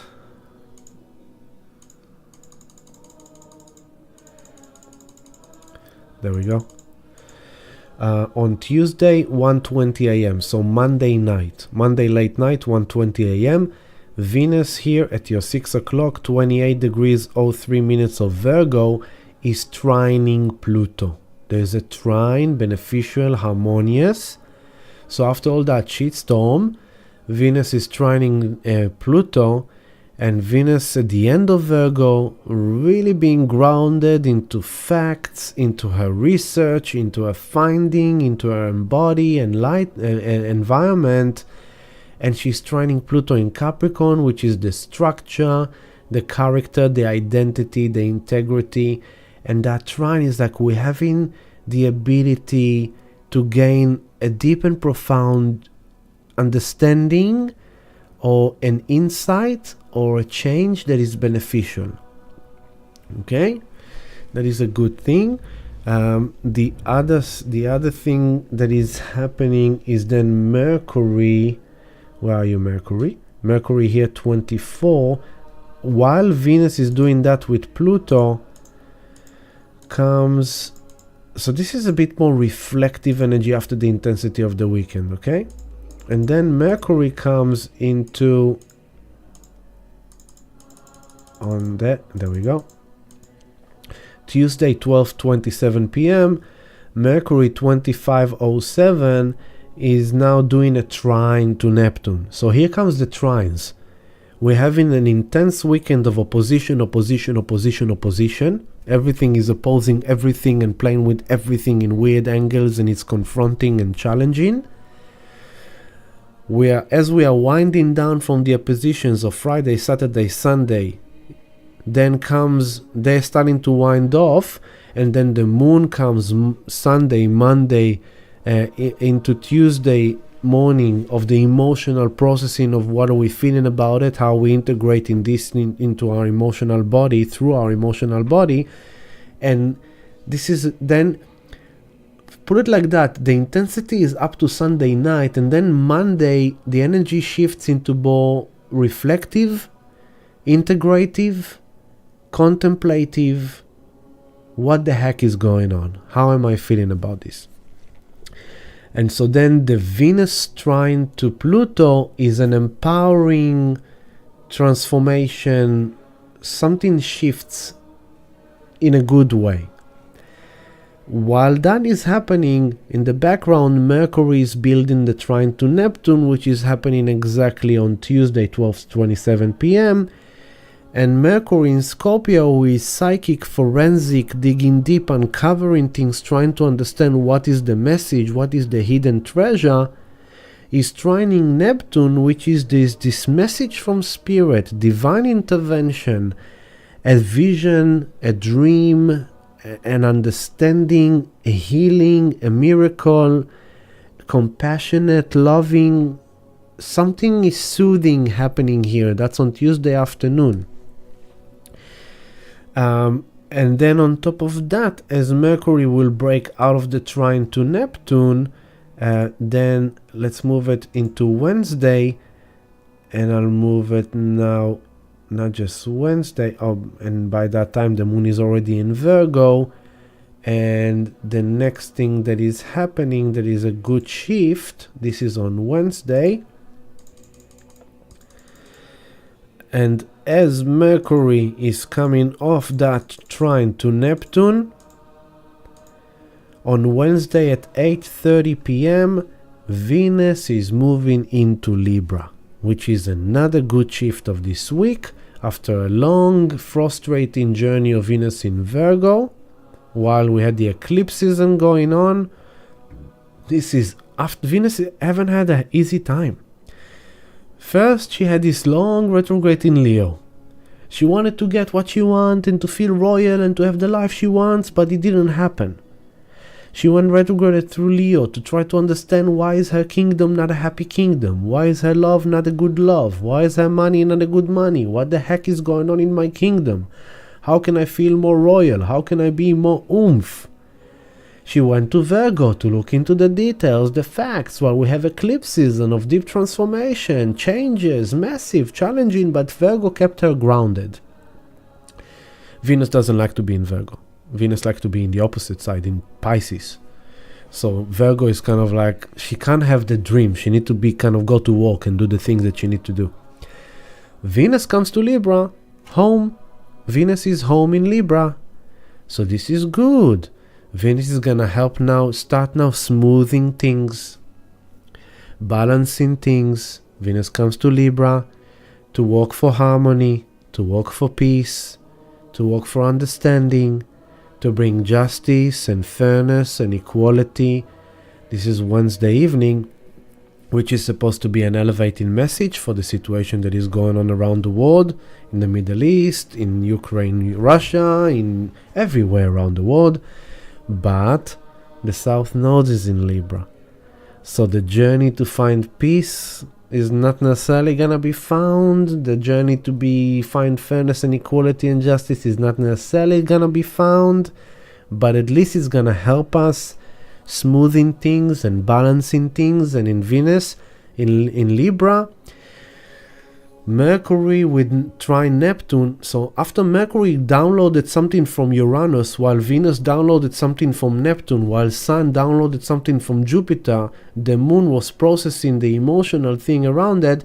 Now Venus comes to Libra to help us achieve more balance and harmony and equality in our life, the equilibrium of our life, to restore it a bit to something workable. And Mercury trine Neptune, so is getting a realization and understanding, a vision or a dream or a creative expression. Something comes in. And as Venus goes to Libra, Mercury, a few hours later,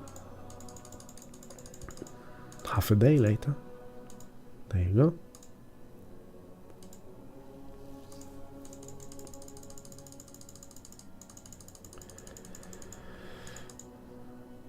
on Thursday at 11:05 a.m. But remember, it's all happening at once. Mercury 2805 Scorpio is sextile Pluto 2805 Capricorn. Sextile is also good, supportive, beneficial. And Pluto rules Scorpio. So Mercury is in the home of Pluto, as Pluto is going to the next level of graduation on the 28th degree of Capricorn, which is the degree we've been playing with in the last few years, with all the poo and the juice and all this crap and the unfolding. And now Mercury at the end of Scorpio, 28th degree of Scorpio, is really discovering something, is really getting onto something. There's a process of phoenix rising here, like there's a certain truth emerging. Neptune with Mercury, the trine, there's a certain divine truth coming into this dish. And Mercury is finding a truth in Scorpio there at the end. He's uncovering something, he's discovering something with the help of Pluto in Capricorn about the structure of life, about the character, the identity, the integrity, the power that is beneficial and it's helping us. Okay? And by that time, Venus is on 0 Libra, starting to smooth things over, starting the journey of smoothing things over. It's 9:58. This is basically what we're going to end this with. And next week on Thursday, we're going to be talking about the next phase of this energy when we're going to the new moon in Scorpio, conjunct Mars, in opposition to Uranus. Very intense, very bombastic, transformation galore. So, an intense weekend of opposition, confrontation, challenges. Be wise, listen more than you speak, think before you speak when you decide to speak, humble yourself, allow yourself to feel expensive and magnificent and abundant and blessed, and visualizing and be creative and share the time with people you love and stuff, but avoid arguments, debates, confrontation around philosophies and beliefs and truth and untruth. You will discover the power within you while you go through that by regulating yourself, controlling yourself, choosing your action wisely, choosing your feelings wisely. You will discover new capacity, new ability, new understanding, new knowledge, new insight.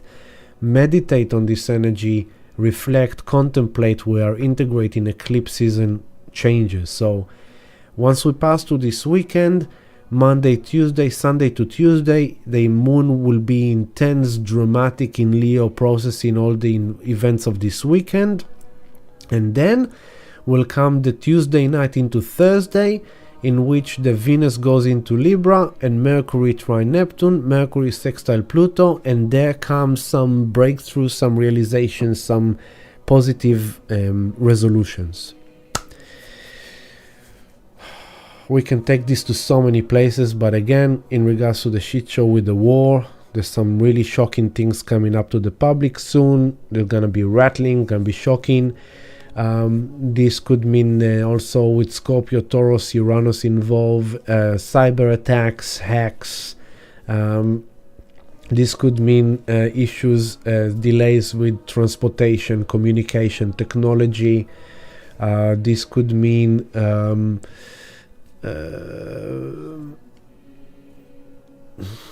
yeah, so just remember that in the background, Saturn direct. Patience, be wise, be grown up, be mature. And yeah, I will see you again next week, family. Just keep on riding it, you know. Just keep on riding it. You can, you are capable, you're amazing, you are powerful, you are lovable, you are light, you are love, you are wisdom, you are all the good things inside of you. Find them, and don't let the news and the media divide you from other people, divide you from the world. This is a creation of love. Everyone are beautiful people, and things will go well. Honeybee Blossom, no wonder I've been crying so much lately. Cancer Sun here, yeah, facing bankruptcy. I'm really sorry to hear that, Honeybee Blossom. It's not an easy thing, but you're not alone. There's many people who are facing bankruptcies these days, so don't feel that you are a failure or a disappointment or all this bull crap. It was designed to take many people out of business. It broke down my business. You know, we all feeling it, we all experiencing it. So, you know, just like, it's okay. Many people went through bankruptcy and many people came out of it, and some people even utilizing bankruptcy as a money making thing as well, unfortunately. Slope 1, 2, 3, 4, 5, 6, 7, 8, 9. You're back with us, Jasper. Thank you for revealing your name, Jasper. Now we know your name. Thank you for joining us. Hector, gracias, hermano. Eddie, thank you. Anna, thank you. Thank you for sticking around with me. Lots of love to you all. Be good, and you know, and just, yeah, I said everything I had to say. So I'll see you next Thursday again. Please press like on this movie, subscribe to the channel, join our Patreon community, patreon.com/healingthelight. Sound healing meditation, not this Tuesday, next Tuesday on the new moon in Scorpio. Healing sessions, come and get them if you need them. Sending you on lots of love. Thank you, Mom Ritanya Mantra, and we'll finish again with Graduation, singing us the song of the weak heart. That's it. Lots of love to you. Be good. Oh, yeah. Intense times. So don't fall down to the trap of the division. Yeah? Stay. Unity consciousness. We will achieve it. Lots of love. Bye.